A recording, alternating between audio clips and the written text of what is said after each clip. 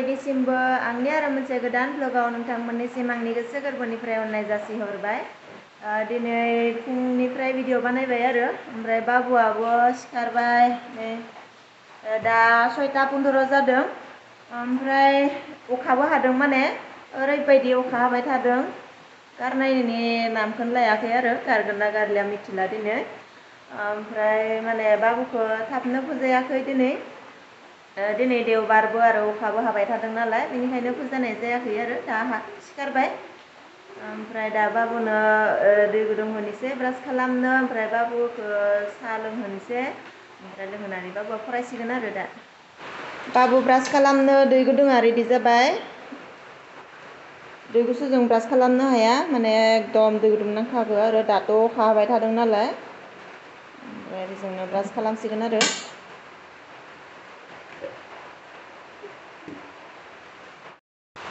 साया गोदौबाय, लाल साहासो होगोन आरो आइया गाइखेरखौबो लानानै फैबाय। फवासे थिखा लायो आरो बाबुनि थाखाय।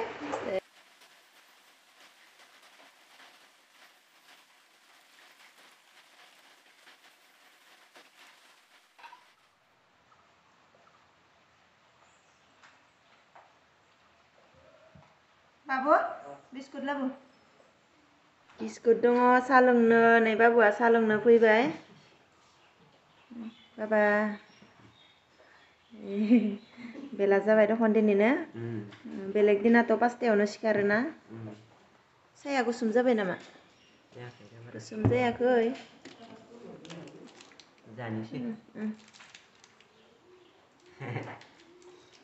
मानो स्पर्टिं जोमाखै?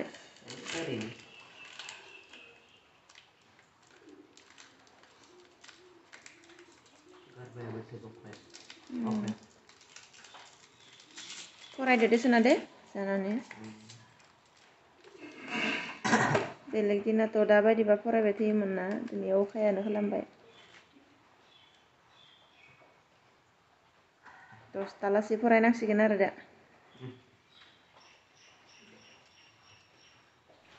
साहा लोंखांबाय, दिनै एसे लेट जाबाय आरो। बेलेग दिना आंबो माने 4टा, साराय 4टाफोरावनो सिखारो, ओमफ्राय बाबुआ 5टासोआव सिखारो आरो आधा घन्टासोनि उनाव। दिनै बिराद अखाबो हाबाय थादों नालाय, स्कुलबो गैया, बेनिखायनो आंबो सिखारनाया 4:30सो जादों। ओमफ्राय बाबुआबो 6टायावसो सिखारबाय दिनै। दा साहाखौ लोंनानै स्कुल थाबाथाय नों 4टायाव उथियो, आं 5टायाव उथियो, ओमफ्राय दा माबाखाय नों 5टायाव उथिदों, आं 6टायाव उथिदो। बाबुआ आधा घन्टा लेटैबाबो सिखारो आरो आंनिस्राय। ओमफ्राय दा दे फरायदो। मा फरायगोन? भितरावथ' खोमसि नामा? भितरावनो फरायथों। दा अखाया एसे गारदों, ओमफ्राय जोङो गामियाव थांनो नागिरदों आरो। गामियाव लायनो आलिथिंजाय दैया लोमदोंनो आरो न'फोरा, ओमफ्राय नै बाबुमोना थांबायानो। ओमफ्राय आङो दखानावबो थांगोन, माने आइखौ आलासि जानो लांनो फैदों आरो फैबाय थादों भागिनमोआ। दैया जि भर्ति फैबाय, केनेल भर्ति जाना फैबाय आरो। ओमफ्राय नै बिथिंजाय थांदोंमोन नामा, बैसानाव लोमहैदों आरो। दैया जि बारिदों। बेथ' अखानि दैसो, बियो माने दंग'नि दै नङा आरो, गोसोम नङा माने। ओमफ्राय नै बिसानिया लोमजोबदों आरो। आं बिथिंजाय थेनानै दोनबाय, बिनिखायसो एसे खम जादों।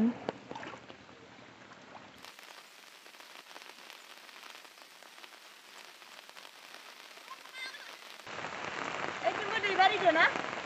दैया बारिदो एथिंबो? दखानाव फैदोंमोन बाबुजों आंजों। बाबुआ चक्लेट जाबाय। मा चक्लेटमोन बाबा? पान्दा चक्लेट जाबाय बाबुआ। ओमफ्राय आरो बिस्कुट लादों आरो। दायो भागिनमोना फैगोन नालाय आइखौ लांनो। बिस्कुटआ मलाखौ पकेटाव।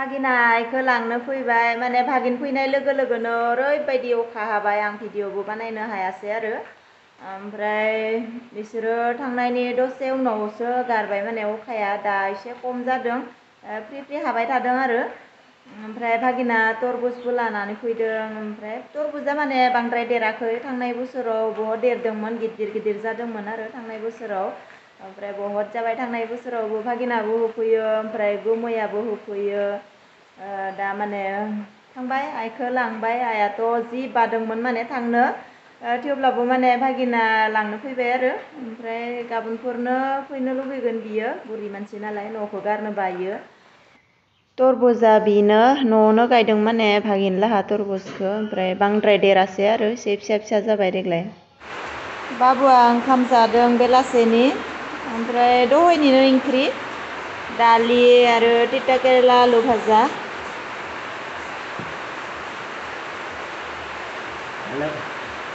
Hei, alugun.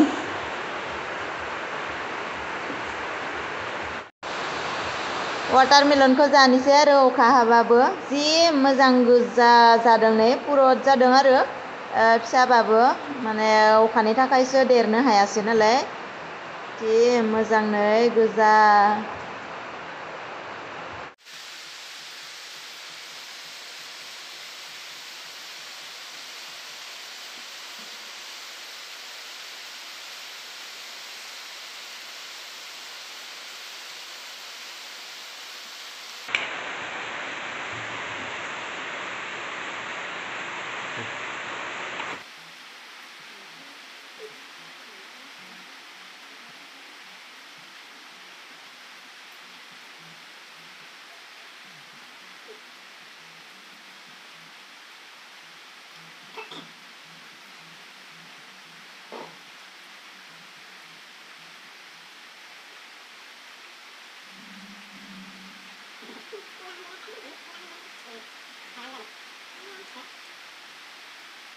आङो जि उन्दुबाय माने दासो सिखारदों आरो अखा हानायजोंनो थिग उन्दुबाय आरो ओमफ्राय दा 5टा जाबाय मोनाबायानो कारेन्टबो गैया अखा हानायजोंनो ओमफ्राय बोथोर मोजांबाथ' दानो मोनाया 6टासोआवसो मोनायो खिन्थु दा अखा हानायजों मोनाबाय आरो ओमफ्राय नै ना हरदों आरो माके आबौआ ना हरदों बासि खानानै हरदों माने होफैदोंनो बाबुआ माने खिरखायावनो दोनबाय आरो खोन्थानो बावदोंमोन दासो खोन्थादो बाबुआ ओमफ्राय बेखौनो दा आङो संनोसै आलु आरो भातकेरेला खाना दोनबाय न'निनो थाइथाम बेजोंनो लगायनानै संनोसै आरो ओमफ्राय आं सानो नोंथांमोना भिडिअखौ नायनानै जेब्लाबो मोजां मोनबाय जानांगौ जुदि भिडिअखौ नायनानै मोजां मोनबायब्ला अननानै लाइक खालामदो शेयार खालामदो आरो चेनेलाव जुदि गोदानब्ला चेनेलखौ साबस्क्राइब खालामदो बिदिब्ला लोगोफोर लोगो मोनफिननोसै आरो मोनसे गोदान ब्लगाव